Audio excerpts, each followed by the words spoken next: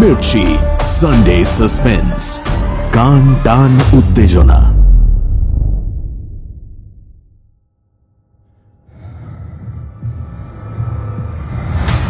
তাহলে ভ্রম নয়, মায়া নয়, আমার ভীতি কাতর মনের ভ্রান্ত প্রত্যাখ্যান নয়, সত্যি কেউ এসেছে ঘরে।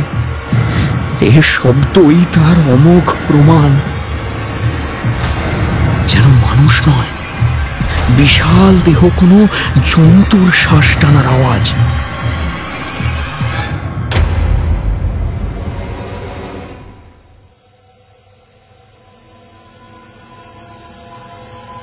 বাংলা সাহিত্যের রোমাঞ্চকর কিছু গল্প দিয়ে সাজানো আমাদের এই বিশেষ নিবেদন সানডে সাসপেন্স। আজ আপনার জন্য তারাদাস বন্দ্যোপাধ্যায়ের লেখা একটি ছোট গল্প, ওখানে অমঙ্গল। তারাদাস বন্দ্যোপাধ্যায় প্রখ্যাত কথা সাহিত্যিক শ্রী বিভূতিভূষণ বন্দ্যোপাধ্যায়ের একমাত্র পুত্র। জন্ম 1947 সালের 15 অক্টোবর, প্রয়াণ 2010 সালের 18 জুলাই। বাবার মতোই করেছেন শিক্ষকতা।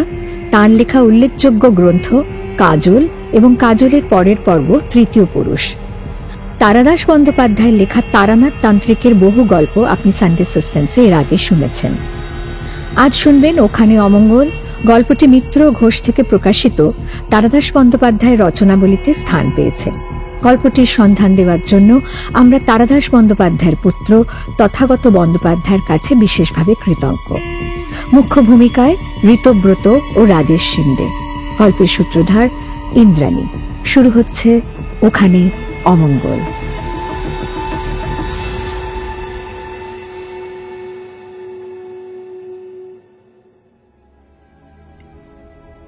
বাড়িটা দেখে প্রথমেই আমার বুকের ভেতর ভয়ের শব্দ বেজে উঠেছিল। দুটো পাথুরে ঢিবি দুদিক থেকে এসে যেখানে শেষ হয়েছে, সেখানেই হাড়গোড় ভাঙা প্রাণীর মতো বাড়িটা পড়ে আছে।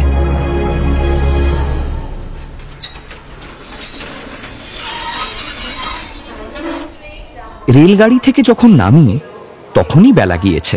এদিকে আমি একেবারেই নতুন, আগে আসিনি কখনো। কোথায় যাব, কোথায় থাকবো কিছুই ঠিক নেই। লোকজনের সঙ্গে পরিচয় করে একটা আস্তানা খুঁজে নিতে হবে 3-4 দিনের জন্য। কাজেই স্টেশনের পাশে কয়েকটা ভাঙাচোরা রিক্সা দেখতে পেলেও হেঁটে আসাই সমীচীন বলে মনে করেছি। স্টেশন থেকে বেরিয়ে এদিক ওদিক ঘুরে দেখতে দেখতে শহর ফুরিয়ে গিয়ে আবার ঢেউ খেলানো লাল মাটির মাঠে পড়লাম। সেই মাঠেই পড়ন্ত আলোয় ধ্বংসস্তূপটা নজরে এলো।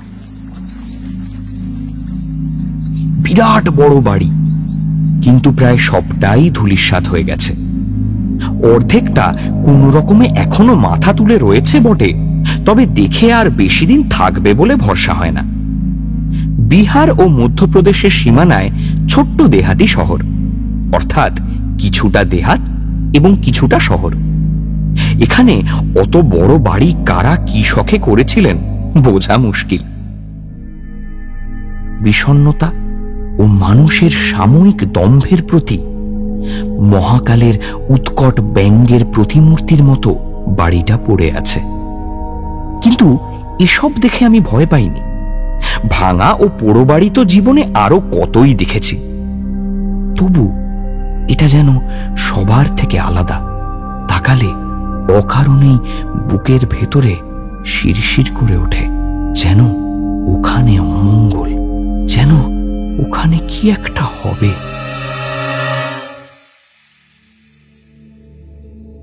আমি যে কোম্পানিতে চাকরি করি তারা মানুষের প্রয়োজনীয় নানা রকম ভোগ্যপণ্য তৈরি করে থাকে। আমার কাজ হলো দেশের বিভিন্ন জায়গায় ঘুরে ক্রেতাদের রুচি লক্ষ্য করে বেড়ানো। এবার আমাকে বিহার সার্কেলে পাঠানো হয়েছে। এখানকার মফস্বলের ক্রেতারা কি কি শৌখিন জিনিস পছন্দ করে তাই দেখবার জন্য। আজ ট্রেন থেকে এখানে নামবার কথা নয়, পরের জংশন স্টেশন পর্যন্ত টিকিট করা ছিল। কিন্তু ভাগ্য মানুষকে বোধহয় অমোঘ আকর্ষণে তার অবশ্যম্ভাবী পরিণতির দিকে টেনে নিয়ে যায়। ট্রেন এখানে যখন থামল বাইরের প্রান্তরের দিকে তাকিয়ে শেষ বেলার মন খারাপ করে দেওয়া রোদ্দুরে কিসের হাতছানি দেখেছিলাম জানি না, কিন্তু সুটকেসটা নিয়ে তক্ষুনি নির্জন প্ল্যাটফর্মের লাল কাঁকড়ে লাফিয়ে পড়লাম। যদি না নামতাম, যদি চলেই যেতাম 50 মাইল দূরের জংশনে, তাহলে হয়তো আজ এ কাহিনী বলার কোনো প্রয়োজনই হতো না। কিন্তু নিয়তি কেন বাধ্যতে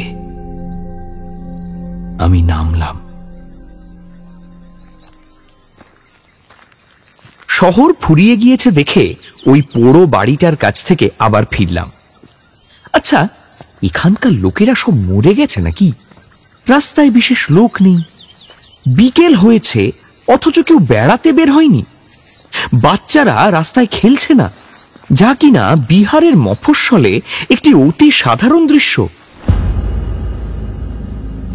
সমস্ত কিছুই যেন কেমন থমকে আছে। ঘন বসতি নেই, ছাড়া ছাড়া বাড়িগুলোতে কি উনুনে আঁচ দেয়নি? কোনো বাড়ির মাথায় ধোঁয়া দেখছি না। এরা কি রাত্রিরের রান্না সবাই ওবেলা করে রাখে? ব্যাপার কি? যেন এক নিদ্রিত পুরীর ভিতর দিয়ে হাঁটছি কোন অজ্ঞাত গন্তব্যের দিকে। বেশি দূর যাবার আগেই ডান দিকে একটা দোতলা বাড়ি, বিহারি ছাঁদের। জানালা দরজার বিশেষ বালাই নেই, একখানা দেওয়াল যেন কে তুলে রেখেছে রাস্তার পাশে। তবে বিত্তবান লোকের বাড়ি নিঃসন্দেহে, কারণ এসব দেশে এমন দোতলা বাড়ি করবার মতো মানুষ কম। বাড়ির সামনে কে একজন চারপাই পেতে তার উপর বসে আছে মাথা নিচু করে, ঝিমোচ্ছে বোধহয়। এ শহরের ঘুমন্ত মেজাজের মতোই দেখাচ্ছে ওকে। এই কি একটা ঘুমোবার সময়? বিশাল বলবীরদের মতো স্বাস্থ্য, সামনে ঝুঁকে আছে, কাঁধের পেশিগুলো ফুলে আছে মাটা দড়ির মতো। রাত নেমে আসছে, অচেনা জায়গায় আর হাঁটাহাঁটি করতেও ভালো লাগছে না। হুট করে এখানে নেমে পড়ার জন্য এখন মনে একটু অনুতাপই হচ্ছে। এগিয়ে গিয়ে ডাকলাম, ভাই সাহেব, ভাই সাহেব। প্রথমে কোনো সাড়া নেই, তারপর লোকটা আস্তে আস্তে মাথা তুলে আমার দিকে তাকালো। কি কদাকার মুখ! আমরা ঠিক যে অর্থে বিভৎস বলি তা নয়, গঠনের দিক দিয়ে তার মুখ হয়তো মোটামুটি চলনসই, কিন্তু সমস্ত চেহারায় তার যেন কি এক নোংরামি, শয়তানি আর কদর্যতা মাখানো, যেন এইমাত্র খুন করে এসে হাতের রক্ত ধুয়ে ফেলে সাধু সেজে বসেছে। ঈষৎ লাল দুই চোখ, সেদিকে তাকালে মনে হয় শুধু চোখ দিয়ে বুকের একেবারে ভেতরটা পর্যন্ত দেখে নিচ্ছে। লোকটা কথা বলছে না, কেবল শীত ঘুম ভাঙা সাপের মতো ঠান্ডা নিষ্পলক দৃষ্টিতে তাকিয়ে আছে, আর আমি দাঁড়িয়ে দাঁড়িয়ে ঘামছি। কি করা উচিত এখন? চলে যাব উত্তরের আশা না রেখে? কতক্ষণ এইভাবে ঠায় দাঁড়িয়ে থাকা যায়? লোকটা কি কালা, শুনতে পাচ্ছে না আমি কি বলছি? অন্ধকার নেমে আসছে, অচেনা জায়গায় সন্ধ্যা বড় বিষণ্ণ লাগে। এখানে আশ্রয় যে পাবো না, লোকটার হাবভাব থেকে তা বুঝতে পারছি। তাহলে আর বৃথা কেন দাঁড়িয়ে থাকা? আমার এখন চলে যাওয়াই উচিত। এই শহরও যেন কেমন অপার্থিব রহস্যের আবরণে মোড়া। থাকবো না এমন জায়গায়, বরং স্টেশনে গিয়ে দেখি রাত্রিরে কোনো গাড়ি পাওয়া যায় কিনা জংশনের দিকে। প্রকৃত অবস্থাটা অনুভব করলাম চলে আসতে গিয়ে। আমি নড়তে পারছি না, কে যেন আমার পা দুটো সজোরে চেপে ধরেছে মাটির সঙ্গে। তাদের ওপর আর আমার কোনো কর্তৃত্বই নেই। হাত পায়েও যেন কেমন বল হারিয়ে ফেলেছি। কমে আসছে মনের জোর, কি হবে আজ আর অন্য কোনো আশ্রয়ের সন্ধানে ছুটোছুটি করে? খামোখা পণ্ডশ্রম। কেমন সুন্দর এই সন্ধে, এই ছোট্ট শহর। কথা বলছে না বলেই কি ও খারাপ লোক? হয়তো বেচারি কানে শুনতে পায় না। না না, মিছি মিছি ভয় পাচ্ছি আমি। এই রকম ভাবছি, সেই সময় লোকটা কথা বলে উঠল। জি? তাহলেও কালা নয়, শুনতে পায়, কথাও বলতে পারে। তাহলে চুপ করেছিল কেন? বললাম, আমি বিদেশি, আজকের রাতটা এখানে থাকতে পাবো কি? আপাদমস্তক আমাকে একবার দেখে নিয়ে ঠোঁট চাটল লোকটা, লোভী জন্তুর মতো। তারপর চারপাই ছেড়ে উঠে বলল, জরুর আইয়ে।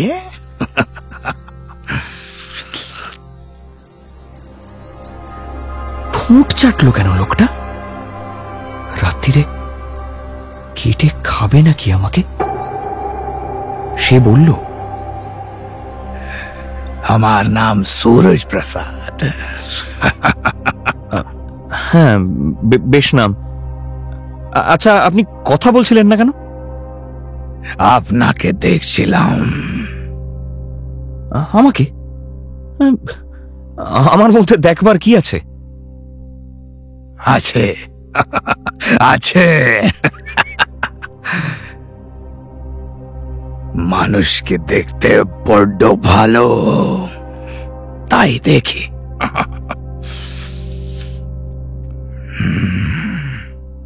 বলে কি লোকটা? পাগল টাগল নয় তো? এতক্ষণ চোখ দিয়ে দেখছে, এরপর না কামড়ে চেখে দেখতে চায়। না না, এ ভালো জায়গা নয়। আমি এখানে থাকবো না। আমি থাকবো না এখানে। সুরজ প্রসাদ আমাকে নিয়ে যাবে বলে বাড়িতে ঢোকবার পথে পা বাড়িয়েছিল। থেমে পড়ে বললাম, আমি যাব না। অবাক হয়ে সে বলল, কাহে? না, আমি চলে যাব। মানে আমার একটা জরুরি কাজের কথা মনে পড়ে গেছে। হ্যাঁ, আমি আসি। সাপের মতো হিস হিস শব্দ করে হাসতে লাগলো সে। বলল, দাঁড়িয়ে গেলে? হ্যাঁ, ডরবার কিছু নেই, ভয় পাবেন না। হ্যাঁ। পৌরুষে আঘাত লাগলো। বললাম, না, ডরবার কি আছে? না না, সেসব কিছু না। ঠিক আছে, থাকবো আমি। বলুন কোথায় যেতে হবে? হায়, তখনও যদি ফিরতাম। বোকার মতো আত্মাভিমানের ঝোঁকে গোয়ার তুমি না করতাম। কিন্তু ওই যে কথায় রয়েছে না, নিয়তি কেন বাধ্যতে, নিয়তি টানলো আমাকে।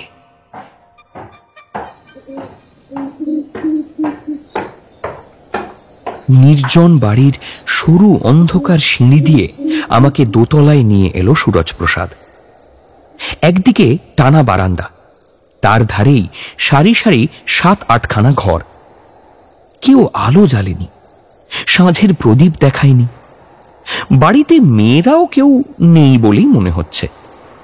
আমরা উপরে এলাম, কিন্তু সচকিত হয়ে কেউ সরে গেল না দরজার পাশে। বেজে উঠল না হাতের চুড়ির সলজ্জ রিনঝিন শব্দ। কোথাও কিচ্ছু নেই, কেবল বাড়ির আনাচে কানাচে ঘনিয়ে আসছে মৃত্যুময় তামসী রাত্রির ছায়া।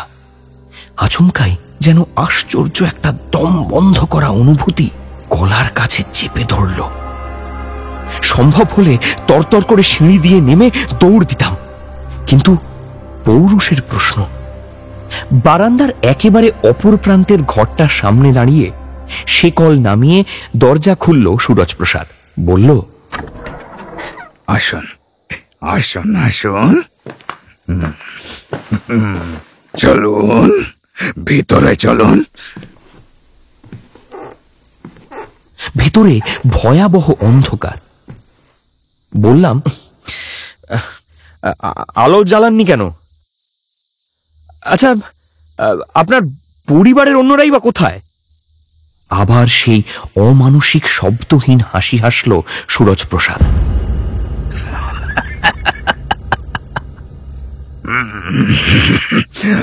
बत्ती दे रहा हूं। হ্যাঁ ঠিক আছে, তা তো দেবেন, কিন্তু বাড়ির লোক? आएगा कहां से? शादी नहीं किया, बाल बच्चा नहीं है।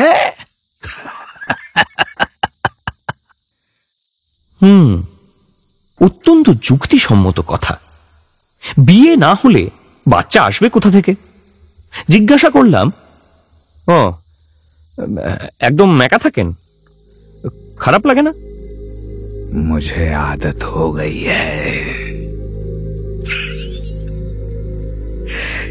चलिए अंदर चलिए, आइए। ঘরে ঢুকে হাতড়ে হাতড়ে একটা মোমবাতি বের করে জ্বালালো সে। ম্লান হলুদ আলোয় ফুটে উঠল একটা বাজে ছুতোরের তৈরি জগদ্দল পাথরের মতো ভারী খাট, তার উপরে ময়লা বিছানা, মোটা মোটা পায়াওয়ালা একখানা টেবিল, একদিকে একটা আলনা, ব্যাস আর কিচ্ছু নেই ঘরে। ভেতরে পাক খাচ্ছে শুধু একটা ভ্যাপসা সোঁদা গন্ধ। বহুদিন বন্ধ থাকার পরে কোনো ঘর খুললে যেমন গন্ধ পাওয়া যায়। টেবিলের ওপরে মোম গলিয়ে ফেলে বাতি আটকাবার চেষ্টা করছে সুরজ প্রসাদ। বললাম, শহর ছাড়িয়ে টিলার ধারে একটা বড় ভাঙা বাড়ি দেখলাম। ও রকম জায়গায় অত বড় বাড়ি কার? हमार। আপনার? ও, তো ভাঙা পড়ে আছে কেন? ও আমার পূর্বপুরুষের বাড়ি, আমার দাদার দাদা বানিয়েছে। এখন কেউ থাকে না, তাই ভেঙে পড়ে আছে। ও, তো থাকে না কেন? কে থাকবে? মানুষ তো আমি একা। এত বড় বাড়ি আমার তো কোনো দরকার নেই, তাই मरम्मत नहीं की हमने। ताछड़ा आपने तो पूरा देखा नहीं है। विराट बाड़ी, बहुत बड़ा है, नीचे भी बहुत सारा कमरा है, ऊपर से मालूम पावा जाए ना।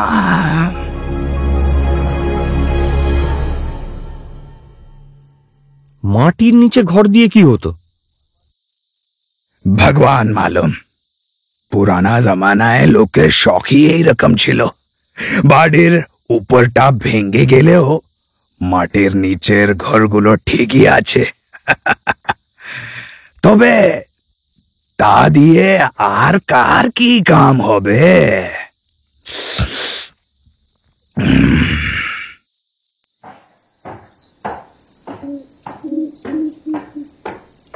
আমাকে বিশ্রাম করতে বলে সুরজ প্রসাদ চলে গেল। সে বিদায় নিতেই কিছুটা স্বস্তি ফিরে এলো মনে। জামা কাপড় বদলে নোংরা বিছানার চাদরটা সরিয়ে তোশকের ওপরেই একটু গা এলিয়ে দিতে যাচ্ছি, হঠাৎ কানে এলো একটা আওয়াজ। কিচকিচ করে কি একটা জন্তু যেন কোথায় ডাকছে। মনে হলো পাশের ঘর থেকে আসছে শব্দটা।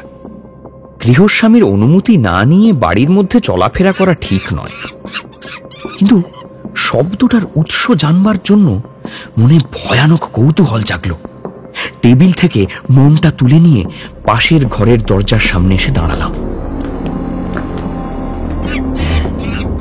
নিঃসন্দেহে এই ঘরের ভেতর থেকেই আসছে শব্দটা। এক মুহূর্ত ইতস্তত করে শিকল নামিয়ে দরজা খুললাম। ভেবেছিলাম না জানি কি জিনিসই চোখে পড়বে, কিন্তু ও হরি, এই যে দেখি একটা গলায় চেন বাঁধা বাঁদর বসে কি ফল খাচ্ছে আর ওই রকম আওয়াজ করছে।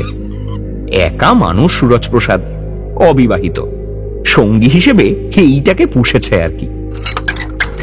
শিকল তুলে দিয়ে ঘরে ফিরে এলাম।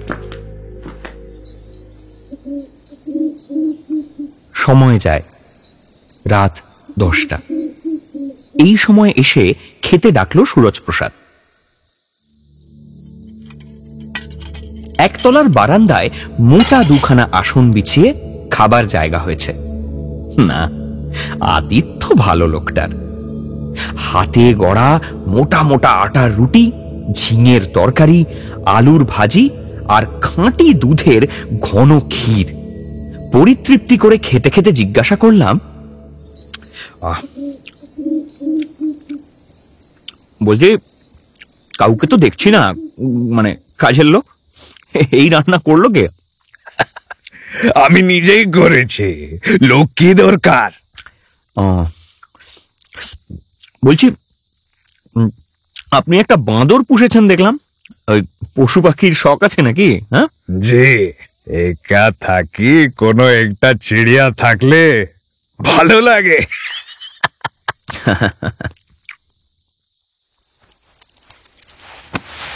খাওয়া হয়ে গেলে আবার ঘরে এসে শুয়ে পড়লাম। সুরজপ্রসাদ নতুন একটা মোমবাতি দিয়েছে, সেটা না ধরিয়ে রেখে দিয়েছি টেবিলে। রাতে লাগতে পারে, এটা তো ফুরিয়ে এসেছে। বিছানায় গা ঢেলে দিয়ে মনে হলো, ওই যা, ঘরের দরজাটা ভেজিয়ে দিয়েছি বটে, কিন্তু খিল লাগাইনি। একবার ভাবলাম যাই, উঠে খিলটা লাগিয়ে দিয়ে আসি, কিন্তু সমস্ত শরীরে সারা দিনের ক্লান্তি নেমে এসেছে বন্যার ঢলের মতো। খেয়ে আবার উঠে দরজায় খিল দেয়? ধুর, তাছাড়া চোর যদি আসেই, আমার নেবেটা কি? পয়সা করিও বিশেষ কিছু নেই সঙ্গে। আচ্ছা, সুরজপ্রসাদ লোকটা বোধহয় সত্যি খারাপ নয়। হাবভাব একটু কেমন কেমন বটে, তা সে অনেকেরই অমন বেয়াক্কেলে ব্যবহার হয়, আমি দেখেছি। মানুষ তো ভালোই, বেশ যত্ন করে খাইয়েছে। এইসব 7-5 ভাবতে ভাবতে কখন যে ঘুমিয়ে পড়েছি জানি না। আচমকাই জেগে গেলাম। রাত কত হয়েছে কে জানে। মোমবাতিটা জ্বলে জ্বলে শেষ হয়ে নিভে গেছে। গাঢ় অমাবস্যার মতো অন্ধকার চারিদিকে। হাত ঘড়িটা যে দেখব তারও উপায় নেই। একবার ভুল করে পুরীতে হাত ঘড়ি বাঁধা অবস্থায় সমুদ্রে স্নান করতে নেমে পড়েছিলাম। নোনা জল ঢুকে ডায়ালের লুমিনাস পেইন্ট নষ্ট করে দিয়েছে, নইলে অন্ধকারেও দেখা যেত। অন্ধকার যেন ছুরি দিয়ে কাটা যায়, আলকাত্রার মতো গায়ে লেগে গিয়ে যেন চটচট করছে, পাথরের মতো বুকে চাপ দিচ্ছে অন্ধকার। তাকিয়ে থাকলে আরো কষ্ট, যদিও এই নিবিড় আলোকহীনতায় তাকানো বা চোখ বুঝে থাকার মধ্যে কোনো পার্থক্য নেই। তবু চোখ বন্ধ করে থাকলে তাকালে আলো দেখতে পাবো, এই রকম একটা বিশ্বাসের সৃষ্টি হয় মনে। চোখ বুজে ঘুমোবার চেষ্টা করব, এমন সময় একটা অদ্ভুত আওয়াজ শুনলাম।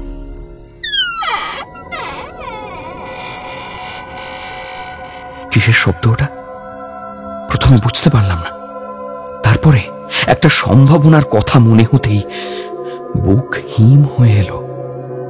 বিকেলে সুরজপ্রসাদ যখন আমাকে উপরে নিয়ে এলো, তখনই লক্ষ্য করেছিলাম এই ঘরের দরজাটা খোলবার সময় ক্যাঁচ করে শব্দ করে, কবজায় তেল না দেবার ফল।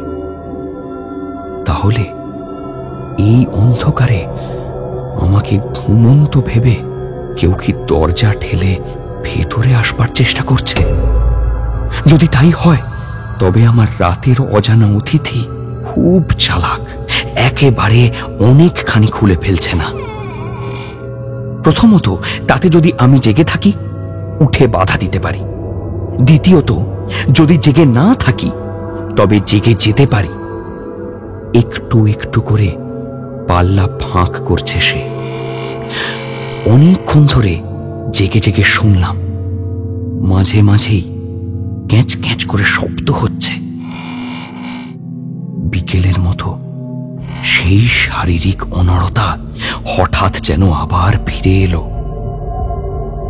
একটু চেষ্টা করলেই টেবিলের ওপর থেকে মোমবাতি আর দেশলাই নিয়ে আলো জ্বালানো যায়, কিন্তু কাজটা করে কে?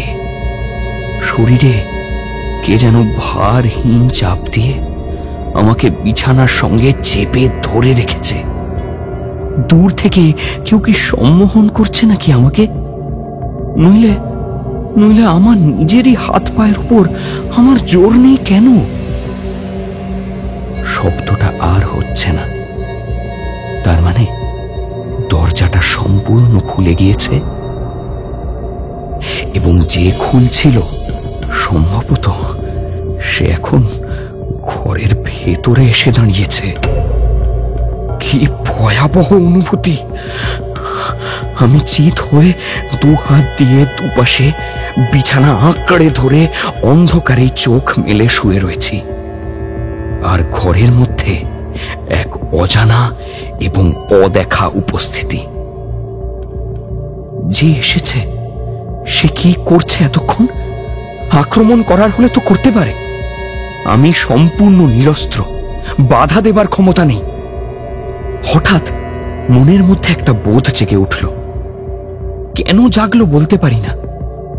মনে হলো যে এসেছে সে এই অন্ধকারেও আমাকে দেখতে পাচ্ছে।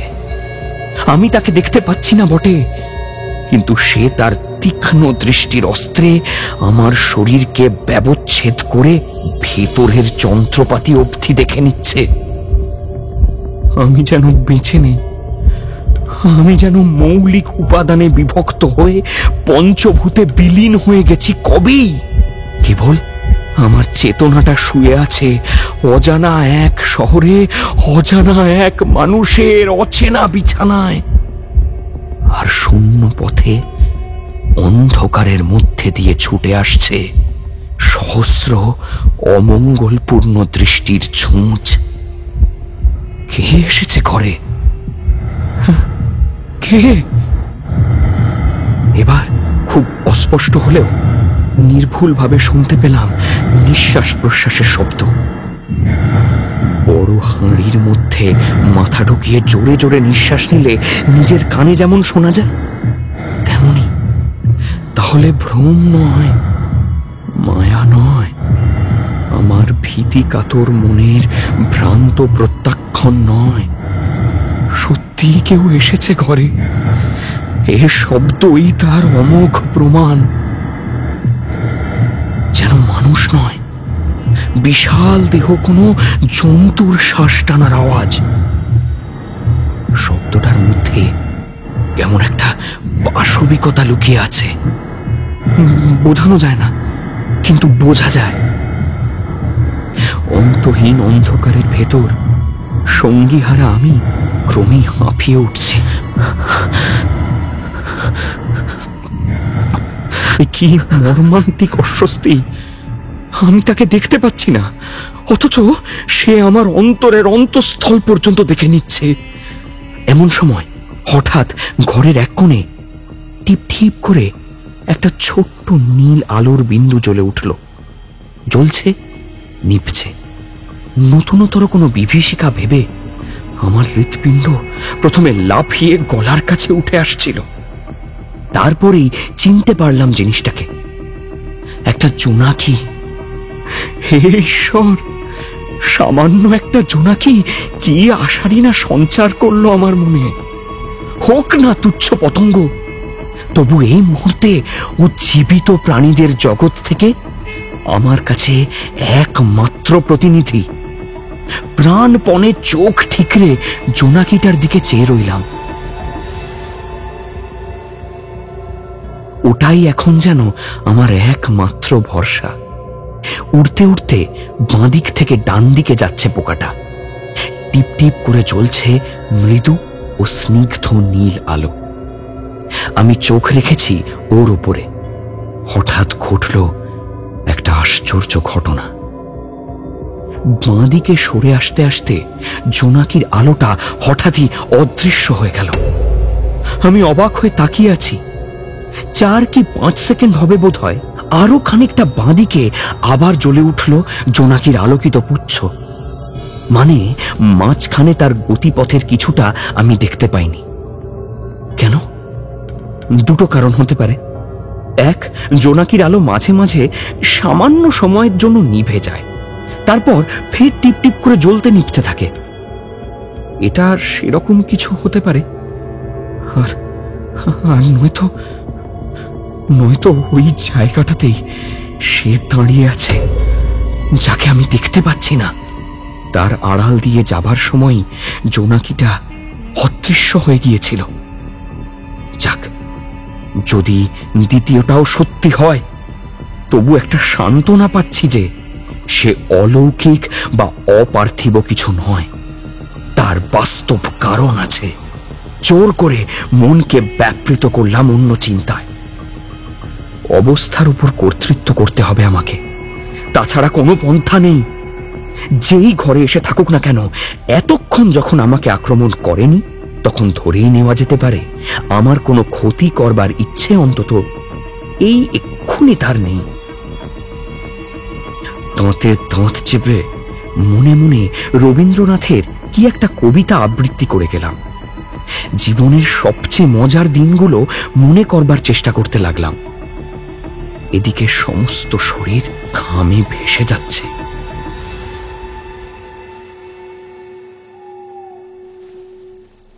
কখন ঘরের মধ্যে থেমে গিয়েছে সেই পাশবিক নিঃশ্বাসের শব্দ, মনের ওপর থেকে নেমে গিয়েছে পাথরের গুরুভার। ষষ্ঠ ইন্দ্রিয় দিয়ে অনুভব করেছি ঘরে সে আর নেই। আপাতত আমি বিপন্মুক্ত। সমস্ত দেহে মনে মুক্তির নির্মল নিঃশ্বাস। শুধু শুয়ে শুয়েই একজন মানুষ এত ক্লান্ত হয়ে পড়তে পারে, তা কে জানত? আস্তে আস্তে আমার চেতনা ঢলে পড়ল নিদ্রার কোলে।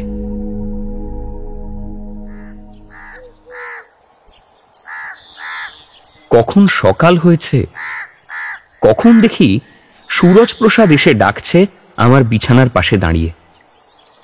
बाबूजी उठिए, चाय नहीं पिएंगे? হ্যাঁ?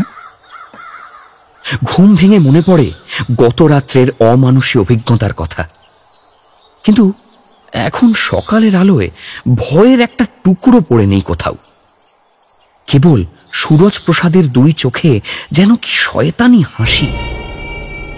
অথবা হয়তো আমার মনের ভুল। যাক, আমার তাতে কি? আমি এখনই জামা কাপড় পরে সুটকেস নিয়ে বেরিয়ে পড়ব। ট্রেন ধরে 2 ঘন্টার মধ্যে চলে যাব পরের বড় শহরে। সপ্তাহখানেকের মধ্যেই কলকাতায়। সিনেমা, হোটেল, বন্ধু বান্ধব, কোথায় তখন থাকবে গতকাল রাত্রের স্মৃতি? হাসুক গে সুরজ প্রসাদ। ও নিজেই চা এনেছিল বড় কাচের গ্লাসে। চা খেয়ে শার্ট পরছি, সুরজ প্রসাদ তখনই বলল, এখনই যাচ্ছেন নাকি? হ্যাঁ। আচ্ছা, সকালে কোনো ট্রেন নেই? আছে আছে, কিন্তু আমি ভাবছিলাম যাবার আগে আপনাকে আমি আদি বাড়িটা, যেটা পুরানা কিলা আমাদের, একবার আপনাকে ঘুরিয়ে দেখাবো। পুরানো জিনিস দেখতে ভালো লাগে না আপনার? যাবেন নাকি? লোভ হলো। যে যুগ চিরদিনের জন্য চলে গিয়েছে, আর ফিরে আসবে না, তার ফেলে যাওয়া নিদর্শন দেখতে বড় ভালো লাগে। কলেজে পড়বার সময় বন্ধুরা মিলে কত ঘুরেছি গৌড়, শুশুনিয়া, চন্দ্রকেতুগড়ে। একবার গেলে মন্দ হয় না। এই দিনের আলোয় সুরজ প্রসাদ আমার কি করবে? ওর স্বাস্থ্য অবশ্য খুবই ভালো, তবে আমিও নিতান্ত দুর্বল নই। তাছাড়া গতকাল রাত্রিরে যখন সম্পূর্ণ অতর্কিতে আমাকে আক্রমণ করবার সুযোগ ছিল, সে সময়ে না করে এখন উজ্জ্বল দিবালোকে তা করবার কোনো অর্থই হয় না। যাব, নিশ্চয়ই যাব ওর সঙ্গে। বললাম, হ্যাঁ চলুন যাব।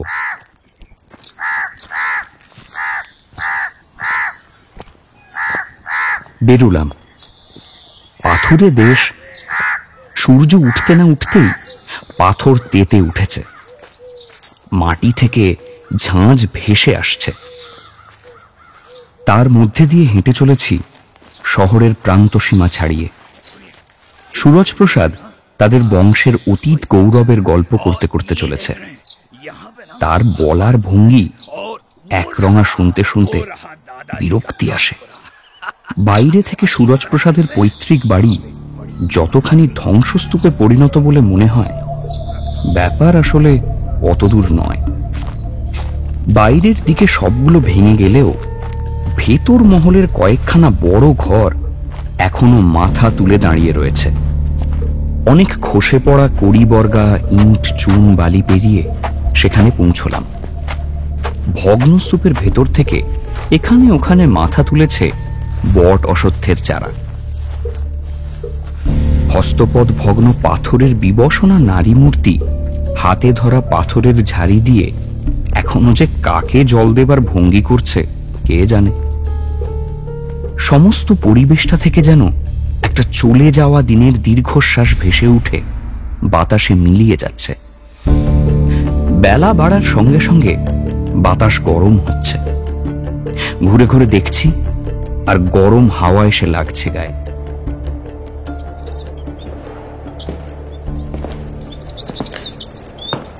अच्छा सुनिए, इस कोने में ना रसोई घर था, और ये देख रहे हैं यहाँ पे ना भगवान रहते थे, और वो रहा दादाजी का तानपुरा। और इस तरफ देख रहे हैं यहाँ पे एक बड़ी सुरंग थी। की भाबचेन चलन चलन, एखाने हमार बैठक खाना था, और वो जो विशाल घर दिख रहा है ना, वो कभी नाच घर हुआ करता था। वो वहां पे बाई जी डांस किया करती थी। हाँ, कैसा लग रहा है आपको? अरे थोड़ा टूट गया है, लेकिन बहुत बेहतर था एक जमाने में। आइए आइए, उधर देख रहे हैं, वो था गुसलखाना। हाँ। সুরজপ্রসাদ এক ঘেয়ে বকবক করে আমাকে বুঝিয়ে যাচ্ছে কোনটা তাদের বৈঠকখানা ছিল, কোনখানে হতো বাইজির নাচ, আর কোনটাই বা ছিল তার রাগী প্রপিতামহের গোসলখানা। ওর কথা শুনতে মোটেই ভালো লাগছে না, কারণ আমি এইসব ওদের বংশের অতীত ইতিহাসের সঙ্গে জড়িয়ে দেখছি না। জায়গাটার প্রাচীনত্ব, এখানে যে একদিন মানুষ সুখে দুঃখে কাটিয়ে গিয়েছে, সেই কথা ভেবে আমার ভালো লাগছে। ট্রেন ধরতে হবে। ফিরবো ফিরবো করছি, এমন সময় সুরজপ্রসাদ বলল, आइए এবার আপনাকে মাটির নিচের ঘরগুলো দেখাই। ও, সেখানে কি আছে?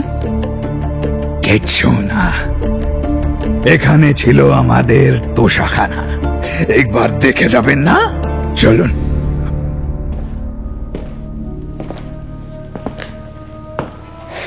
ভাঙা ইট, কাঠ, বর্গা পেরিয়ে, অন্দরমহলের অটুট ঘরগুলো পেরিয়ে কোথা কোথা দিয়ে আমাকে নিয়ে চলল সুরজপ্রসাদ। এক জায়গায় এক সার সিঁড়ি নেমে গিয়েছে নিচের দিকে। সেখানে দাঁড়িয়ে সে বলল, এখান দিয়ে নামতে হবে।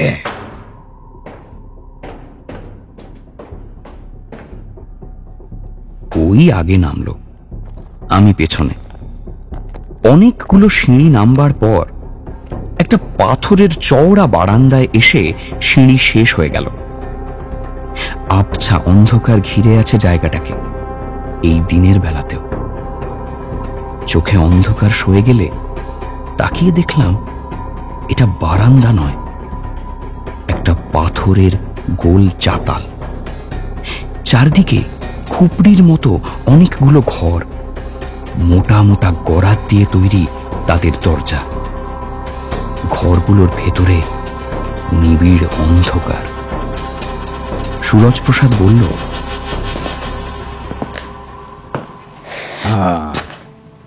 এই হচ্ছে তোষাখানা। এইসব ঘরে থাকতো মোহরের কলসি, টাকার থলে, আরো কত কিছু।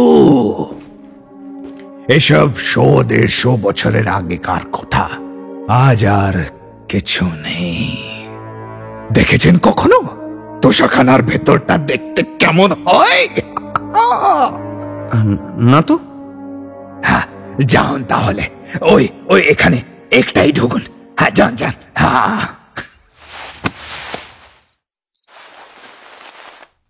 ভেতরে বড় অন্ধকার। সুটকেসে টর্চ ছিল, বের করে হাতে নিলাম। তারপর ঢুকে পড়লাম একটা কুঠুরিতে। বাবা, অন্ধকার।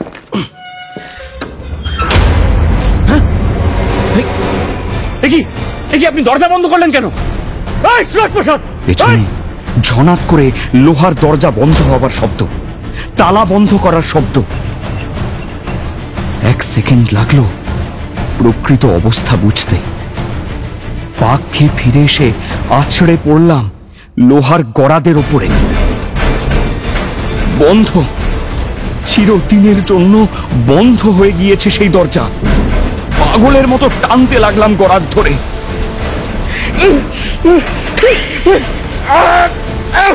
খুলে দে, খুলে দে শয়তান, খুলে দে, খুলে দে, খুলে দে শয়তান। গড়াতে মাথা ঠুকছি খেপার মতো, চিৎকার করছি যা মুখে আসছে, গালাগাল দিচ্ছে সুরজ প্রসাদকে। খোল, খুলে দে শালা শয়তানের বাচ্চা, শয়তানের বাচ্চা, খোল। বউ চিড়িয়া পুষেছি, মানুষ পুষেনি কখনো। বড্ড শখ ছিল, তাও ভগবান আজ মিলিয়ে দিলেন। চিল্লাও, চিল্লাও, চিল্লাও। শুনতে পাচ্ছেন কেউ? খুলে দাও।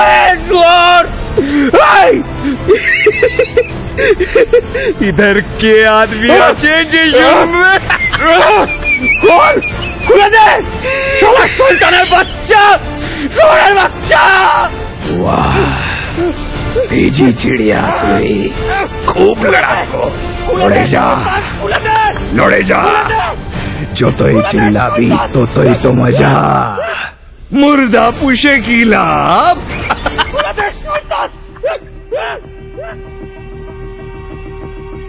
রাগে জিঘাংসায় ক্ষিপ্ত প্রায় হয়েছি, কিন্তু কিচ্ছু করবার নেই। নাগালের বাইরে দাঁড়িয়ে তার পোষা জানোয়ার খেপিয়ে মজা দেখছে সুরজ প্রসাদ। অনেকক্ষণ মজা দেখে চলে গেল সে।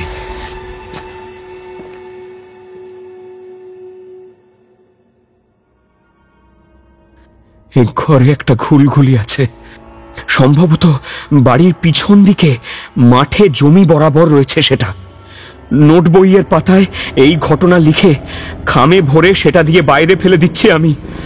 যদি কেউ কুড়িয়ে পায় তবে পুলিশে রেখে আমাকে উদ্ধার করো, নইলে এই শেষ বিধা। হতভাগ্য প্রকাশ।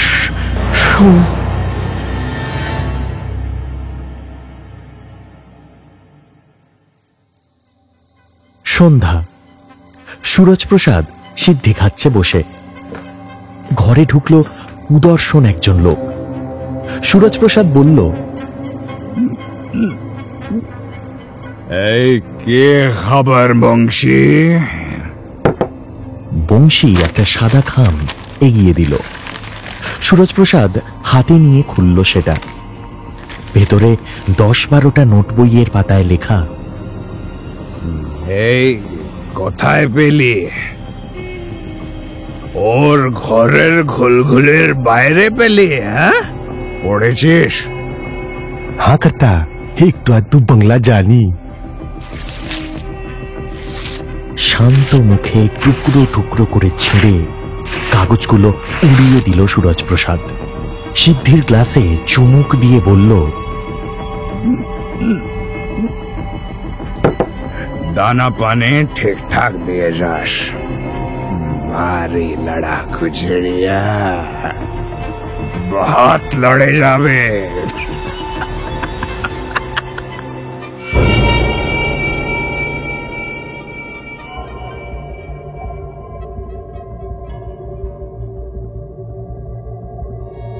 সানডে সাসপেন্সে শুনছিলেন ওখানে অমঙ্গল। রচনা তারাদাস বন্দ্যোপাধ্যায়, গল্প পাঠে ও প্রকাশের ভূমিকায় ঋতব্রত মুখার্জি, সুরজ প্রসাদ, রাজেশ শিন্ডে। অন্যান্য চরিত্রে সায়ন ও মির্চি টিম। ধ্বনি পরিকল্পনা ও আবহ সঙ্গীত সৌম্য এবং শুভ। কার্যনির্বাহী প্রযোজনা অরুণিমা দে। প্রচার পরিকল্পনা অর্ণব। প্রচার অলঙ্করণ জয়েন দ্য ডটস। শব্দগ্রহণ ও পরিচালনায় অভিজিৎ রায় মল্লিক। সমগ্র পরিকল্পনা ও পরিচালনায় ইন্দ্রাণী। শেষ হলো তারাদাস বন্দ্যোপাধ্যায়ের লেখা ওখানে অমঙ্গল। সানডে সাসপেন্স আপনি শুনতে পাবেন শুধুমাত্র আমাদের অফিসিয়াল ইউটিউব চ্যানেল youtube.com/mirchi বাংলায় এবং গানা অ্যাপে।